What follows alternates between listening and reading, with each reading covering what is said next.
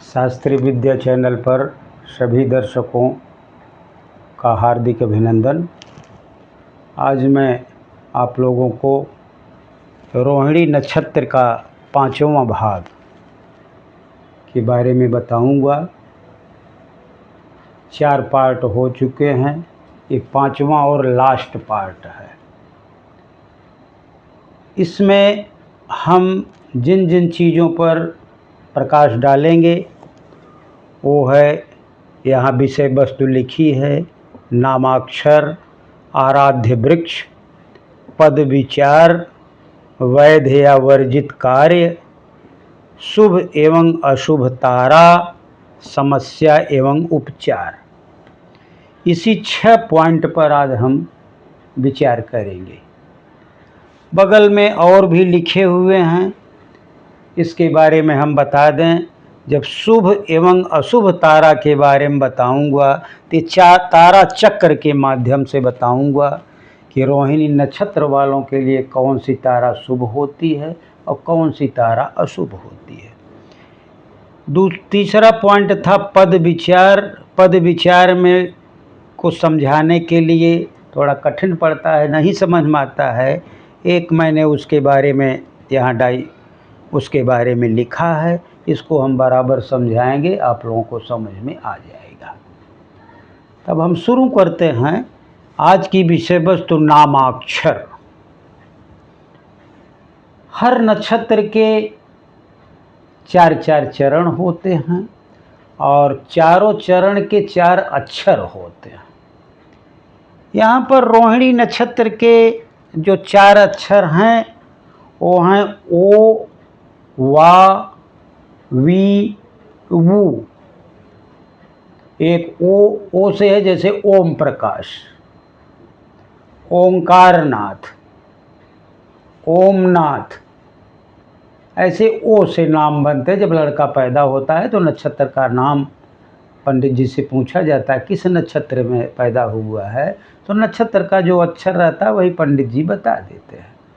अगर ये रोहिणी नक्षत्र के प्रथम चरण में पैदा हुआ है, ये रोहिणी नक्षत्र का प्रथम चरण, तो उसका नाम ओ से पड़ेगा, जैसे मैंने बताया ओमनाथ। दूसरा अक्षर है वा, जो दूसरे चरण में पैदा हुआ रोहिणी के, जैसे वासुकी नाथ। तीसरे चरण में अगर कोई पैदा हुआ तो वी से है। वी से भी नाम, जैसे विनीता, विनय। चौथा कोई चौथे चरण में पैदा हुआ तो चौथे चरण में वू से नाम पड़ता, व और छोटे ऊ की मात्रा, जैसे वो उलन, जैसे वूल बनता है व से, वैसे उलन भी वो शब्द एक हो सकता है। तो ये आपका नामाक्षर हो गया आ और वा, वी और वो, यही नामाक्षर हुए। शायद आपको समझ में आ गया होगा। अगला दूसरा पॉइंट है आराध्य वृक्ष। रोहिणी नक्षत्र वाले का आराध्य वृक्ष कौन सा है, कौन से वृक्ष की सेवा शुश्रूषा करे कि वो उसको शुभ फल दे। इसके आराध्य वृक्ष का नाम है जामुन। अगर जामुन की पेड़ की सेवा करे, जामुन का पेड़ लगाए, उसमें पानी दे, उसकी देखभाल करे, तो इस रोहिणी नक्षत्र में पैदा होने वालों का हित हो सकता है। वो आराध्य वृक्ष है उसका। हर एक नक्षत्रों के एक वृक्ष होते हैं, आराधना वाले वृक्ष। तो इस रोहिणी नक्षत्र का आराध्य वृक्ष है जामुन। तीसरा जो आज की विषय वस्तु है पद विचार। पद विचार को समझने के लिए ये नीचे जो मैंने लिखा है इसको जरा समझना पड़ेगा। जो प्रथम चरण में पैदा हुआ, जो भी जातक या जातिका रोहिणी नक्षत्र के प्रथम चरण में पैदा हुआ, वो मेष राशि के नवांश में जाता है और मेष राशि क्या स्वामी राशि जो होता है, ये मैं लिख दिया हूँ मंगल। लिखा हूँ प्रचरण माने प्रथम चरण, द्विचरण माने द्वितीय चरण, त्रिचरण माने तृतीय चरण, चरण माने चतुर्थ चरण। एक अक्षर लिखा, 60 फार्म में मैंने लिख दिया है, तो जगह वहाँ नहीं थी, इसलिए संक्षेप में हमें लिखना पड़ा। तो जो रोहिणी नक्षत्र का जो जातक या जातिका है, अगर प्रथम चरण में पैदा होता है तो वो मेष राशि में उसका नवांश होता है, और उसके स्वामी मेष राशि के मंगल होते हैं, तो उसके ऊपर मंगल का भी प्रभाव रहता है। और वृषभ राशि में होने के नाते शुक्र का प्रभाव रहता है। चंद्रमा का ये नक्षत्र है तो ये चंद्रमा का भी प्रभाव रहता है। तो मंगल का प्रभाव और शुक्र का प्रभाव होने के नाते ये जातक के लिए बहुत अच्छा नहीं होता है। जातक बलात्कारी भी हो सकता है, लड़कियों को छेड़खानी भी कर सकता है, क्योंकि वो शुक्र का गलत फायदा भी उठा सकता है। अब अगर कोई रोहिणी नक्षत्र का जातक या जातिका द्वितीय चरण में पैदा हुआ, तो द्वितीय चरण आता है वृषभ राशि में, उसका नवांश वृषभ राशि में होता है, उसके देवता शुक्र होते हैं। तो एक तो ये रोहिणी नक्षत्र खुद वृषभ राशि में उसके देवता हैं, दूसरे चरण में पैदा हो गया उसके शुक्र देवता हो गए, डबल शुक्र हो गया। और चंद्रमा का ये नक्षत्र है, चंद्रमा देखो ये मैंने लिखा है, ये चंद्रमा का नक्षत्र है रोहिणी। तो रोहिणी इसका नक्षत्र चंद्रमा का ही है, इसमें चंद्रमा और डबल शुक्र। तो ये जो दूसरे चरण में पैदा होता है बहुत सुखमय जीवन व्यतीत करता है, उसकी जिंदगी में बहुत सुख होता है, आयु आरोग्य प्राप्त करता है। अगर वो चंद्रमा और शुक्र कुंडली में गलत भाव में नहीं बैठे हैं, उस पर गलत ग्रहों की दृष्टि नहीं पड़ रही है, तो उसका जीवन बहुत अच्छा रहता है। अब हम बताएंगे तृतीय चरण में, रोहिणी नक्षत्र का कोई जातक या जातिका तृतीय चरण में पैदा हुआ, तृतीय चरण का वो आती है मिथुन राशि में, उसका नवांश आता है, उसके देवता होते हैं बुध। एक तो वृषभ राशि के देवता हो गए शुक्र जिसमें रोहिणी है, और दूसरे ये चंद्रमा का नक्षत्र है तो चंद्रमा इसके हो गए, और तीसरे इसके बुध देवता हो गए, क्योंकि ये तृतीय नवांश में पैदा हुआ। तो एक चंद्रमा, एक शुक्र, एक बुध, तीनों शुभ नक्षत्र हैं। तो जो तृतीय चरण में पैदा होता है उसके लिए शुभ ही शुभ होता है, बशर्ते बुध कहीं दुष्ट ग्रहों के साथ, पापी ग्रहों के साथ न बैठा हो, क्योंकि बुध नपुंसक होता है, जिसके साथ बैठता है उसके साथ द्रव्य गुण उसका ले लेता है। तो अगर बुध अच्छे भाव में बैठा हुआ है तो ये तीसरा चरण भी रोहिणी वाले के लिए अत्यंत उत्तम होता है। अब चौथे चरण में कोई रोहिणी वाला पैदा हुआ, चौथा चरण लेकर के, चौथे चरण में पैदा होने पे क्या होगा, एक तो वृषभ राशि में उसका शुक्र है, और दूसरे वो चंद्र का वो नक्षत्र है रोहिणी, और चौथा कर्क इसका हो गया, नवांश हो गया, और उसके देवता चंद्र हो गए, यानी दो दो चंद्रमा हो गए, एक शुक्र हो गया। तो देखने में भी अच्छा होगा, आयु से भी अच्छा होगा, और वो चलायमान होगा, वो सत्वगुणी होगा। तो और शुक्र होने के नाते बहुत रसीला भी होगा, रंगीला भी होगा, उसको अच्छे अच्छे कपड़े और रत्न पहनने भी अच्छे लगेंगे। यानी चौथा चरण भी इसका काफ़ी अच्छा होता है जो जातक पैदा होता है। थोड़ा पहले चरण में मंगल होने के नाते, क्योंकि मंगल पापी ग्रह है, उससे कुछ गड़बड़ काम करा सकता है। और तीनों चरण जो हैं रोहिणी के एकदम अच्छे होते हैं, इसमें जो पैदा होता है उसको कभी ज़िंदगी में कोई बहुत समस्या नहीं आती। तो शायद आपको पद विचार समझ में आ गया होगा, अब हम चौथे पॉइंट पर बात करेंगे, वैध या वर्जित कार्य। रोहिणी नक्षत्र वाले के लिए कौन सा काम अच्छा है और कौन सा काम वो न करे। तो पहली बात तो आप जान लीजिए, रोहिणी नक्षत्र वाला कोई भी शुभ काम करे, पौधा लगाए, स्कूल खोले, कॉलेज खोले, विवाह करे, व्यापार करे, घर द्वार बनवाए, गाड़ी खरीदे, फ्लैट घर खरीदे, लग्जरियस चीज़ों को ले, तो जो हॉस्पिटल खोले और आरोग्य दुकान करे, वो आरोग्यता का मेडिकल स्टोर खोले, कोई भी शुभ काम अगर वो करता है तो उसके लिए वो वैध होता है, यानी उसको वो करना चाहिए। वस्त्र आभूषण का खोले, रत्नों का व्यापार करे, सोना चांदी हीरे जवाहरात, क्योंकि इसमें शुक्र हावी हैं। और अगर पहले नक्षत्र में पैदा हुआ तो वो पहले चरण में पैदा हुआ तो वो खेती बाड़ी का भूमि का भी व्यवसाय वो कर सकता है। तो इस प्रकार का काम जितने शुभ वाले रहते हैं, यह रोहिणी नक्षत्र वालों के लिए वैध काम है, वैध। अगला है वर्जित कार्य। क्या काम वो न करे। कहते हैं गलत वाला काम न करे, वो हत्या न करे, किसी को मार मत डाले, झगड़ा झंझट मत करे, कोई बिल्डिंग गिराना हो, घर गिराना हो तो उसको न करे कि तोड़ ताड़ डाले, क्योंकि यहाँ चंद्रमा और शुक्र है।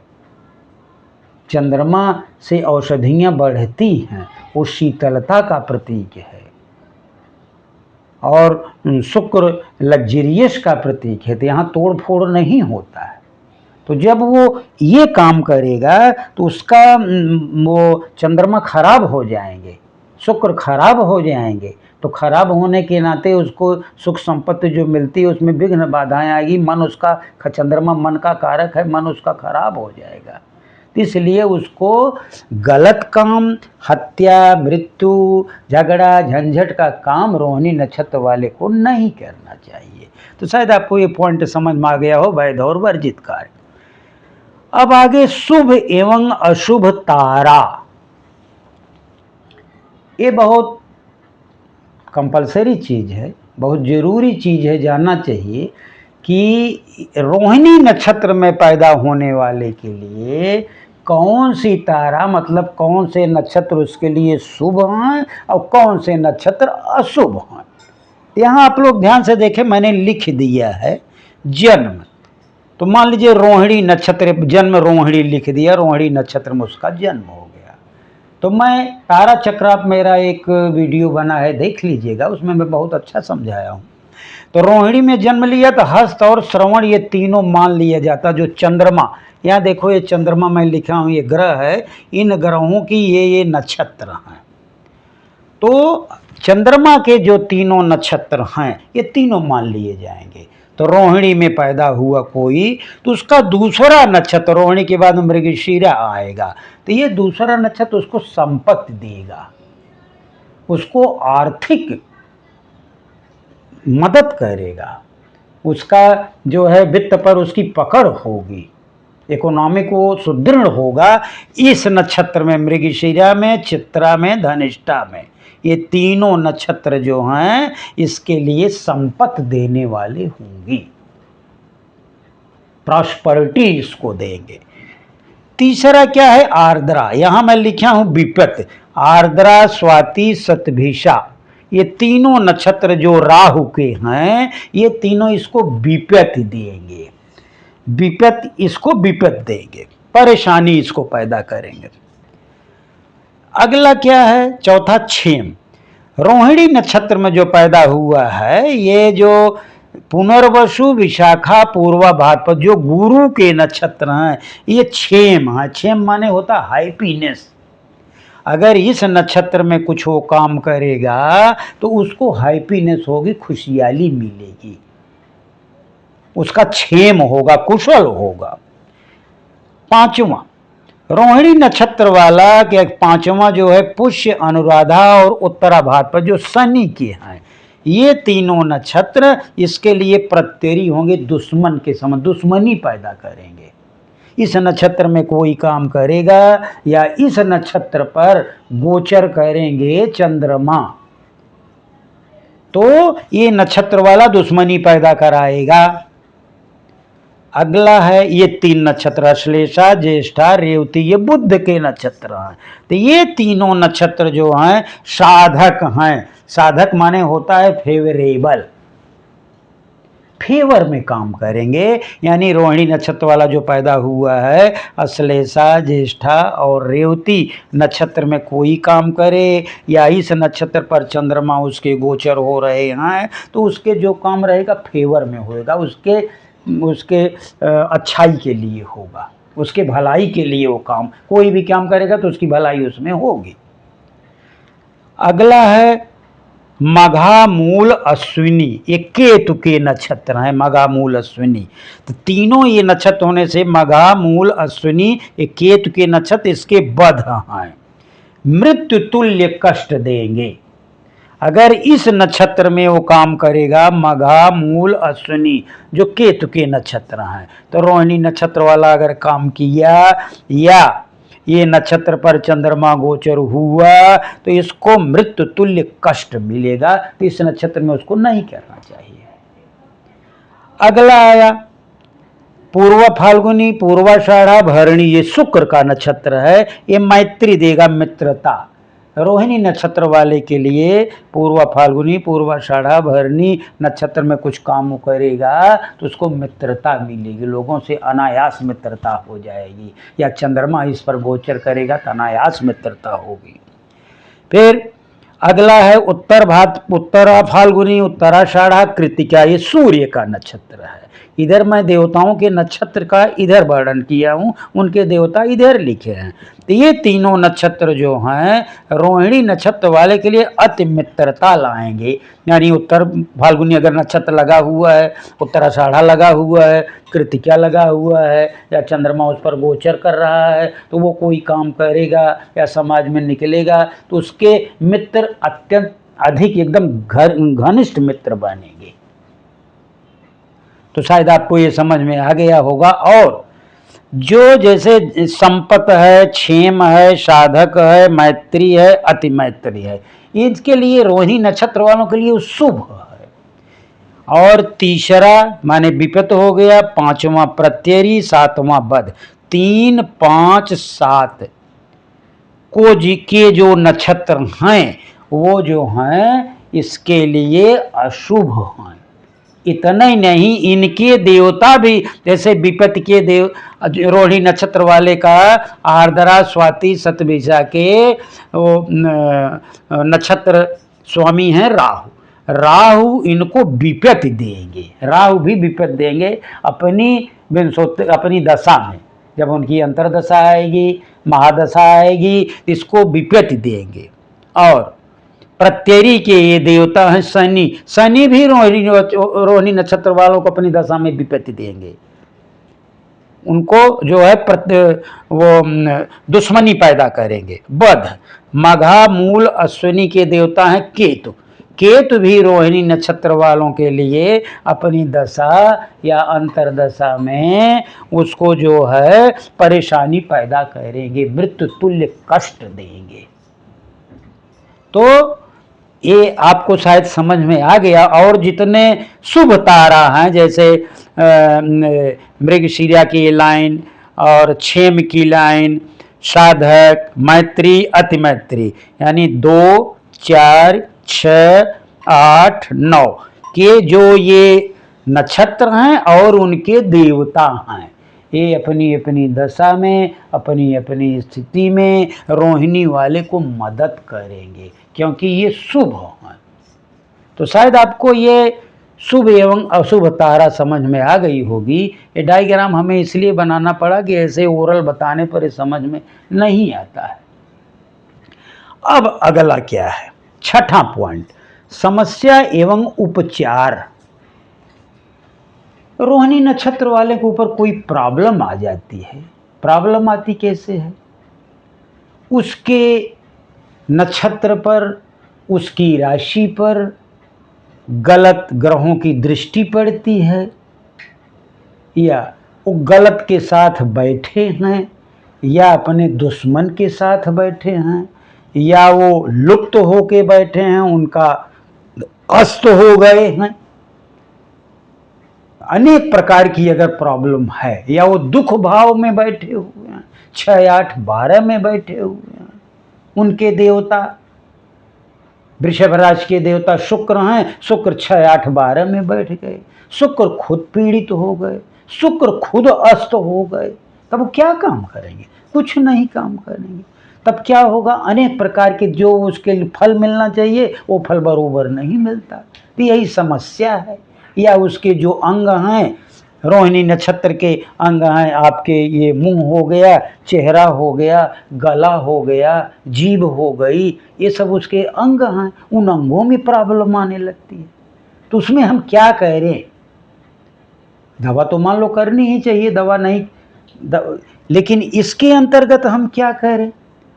इसके अंतर्गत जो हमारा रोहिणी नक्षत्र के देवता हैं, मैं बताया था रोहिणी नक्षत्र के देवता ब्रह्मा होते हैं। पिछले वीडियो में मैंने बताया था, क्योंकि ये 5वां वीडियो है, पहला या दूसरा किसी वीडियो में मैंने बताया है कि रोहिणी नक्षत्र के देवता ब्रह्मा हैं, हमें ब्रह्मा की पूजा करनी चाहिए।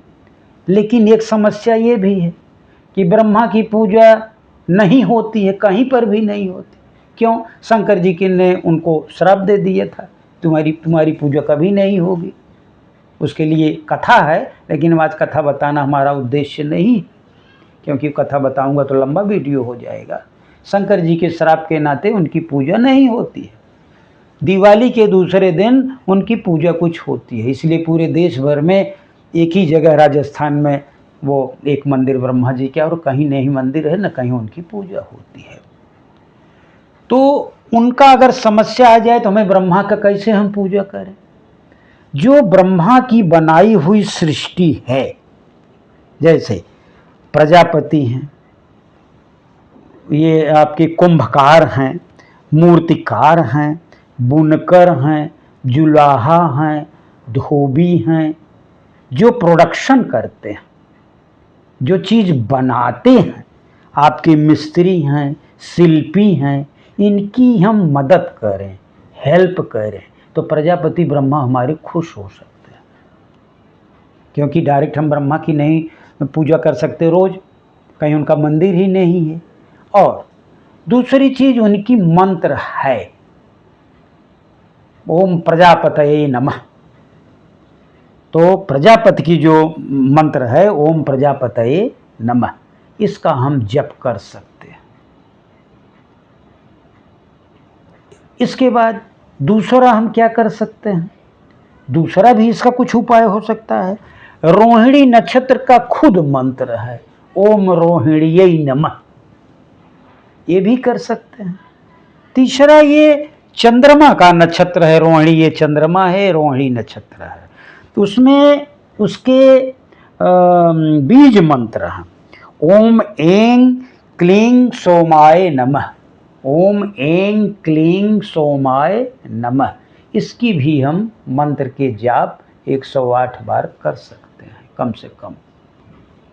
तो इन सब उपचारों से, या उनके जो हैं वो चंद्रमा के सफ़ेद वस्त्र हैं वो हम पहन सकते हैं, या शुक्र के भी सफ़ेद हैं या रंग बिरंगे हैं वो भी हम वस्त्र पहन सकते हैं। तो उसके द्वारा भी, क्योंकि रंग के द्वारा भी उपचार माना जाता है। तो इसी सब से चीज़ों से हम इस समस्या से छुटकारा पा सकते हैं। तो आज हमारा ये सारे पॉइंट समाप्त हो गए। हमें लगता है आपको समझ में भी आ गया होगा। बस इसी के साथ हम अपनी वाणी को समाप्त करते हैं। आप लोगों को बहुत बहुत धन्यवाद एवं आभार।